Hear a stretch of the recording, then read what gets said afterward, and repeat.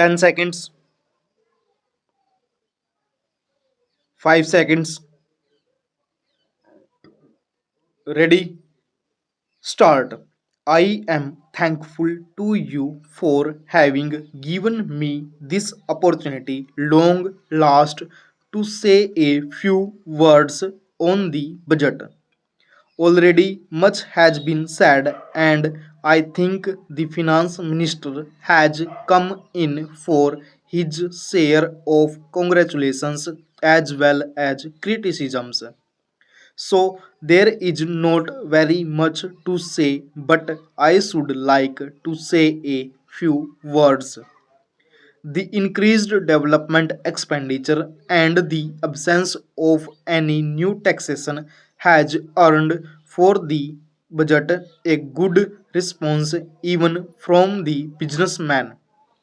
I especially welcome the relief given to the middle classes by raising the exemption limit of income tax in respect of personal income. No doubt this is some relief to the middle classes, but I would request the finance minister if he could to raise this exemption limit from rupees 4,000 to rupees 6,000 as that would give substantial relief to the middle classes. I am indeed glad that the Taxation Inquiry Commission has been appointed with Dr. John Mathai as the chairman, and I am sure that many of the vexed problems may be solved through this commission. At the same time, I would request the finance minister to put off the estate duty bill for the present since this inquiry commission has been appointed and they may go into this question. For I feel that it is not an opportune moment to put on more taxes on the people. Already, as Mr. Gadgil has pointed out, there are so many taxes on the people. The people are overburdened by taxes and they are just trying to recover their stability. So, in regard to estate duty, I would ask him to consider about it. My reason for asking it to be postponed is, as I have said, that the people are still facing economic distress, and then our government is not able to offer the amenities which other countries have where the state duty exists, such as free compulsory education for children, free medical aid, homes for the poor and the destitute, old age pensions, etc. So, my humble suggestion is that this point may be considered by the Taxation Inquiry Commission. I agree that there is a brighter side of the picture and that instead of continually harping on our poverty, we should also see the bright side. We are making encouraging progress towards laying the foundation of a welfare state. With the cooperation of all and the implementation of the 5-year plan, I am sure, sir, that we should be able to lay the foundations and fulfill the dreams of India.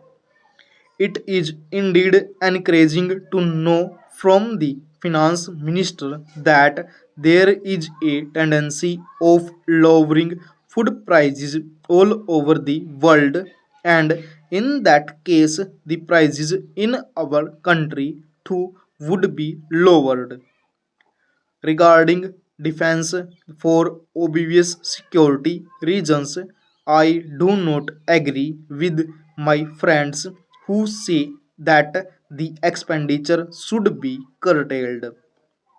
It is not advisable to take any undue risks and slacken the defense arrangements. Indeed, defense is one of our valuable assets, although strange to say, there seems to be adverse opinion in some quarters. I agree with what General Kripa once said that God and army are remembered only when there is trouble. The army consists of the most disciplined and loyal set of young men. It would not be proper to effect economy in the pay of these right type of young men to join the army, and it would become ineffective and inefficient. I believe already officers who were drawing rupees 1400 as their pay are now getting only rupees 700 and about rupees 100 as allowance. That is, they are getting about half of what they were getting before.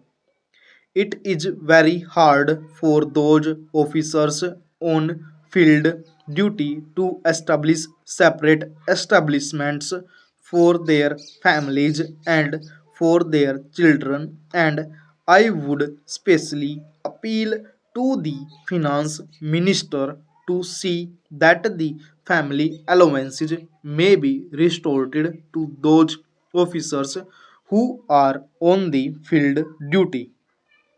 Economy in army could be affected in other ways. There is scope for more efficient operation of defense industries which processes seems slow, and by purchase policy of utilizing goods and stores indigenously manufactured. Preference should be given to country made war materials such as could be produced here, and they would be cheaper than foreign made goods. I may also suggest that the armed forces who are not on field service or under any operational commitments could be utilized for giving military training to the youths in schools and colleges, which would teach discipline and loyalty. The university authorities should make military training as part of their compulsory education, just as they have adopted social, domestic, and political sciences. The National Cadre Corps is already inculcating military training in some universities such as Bombay and Calcutta. But if military training is made compulsory for our university students, it will go a long way. Full stop.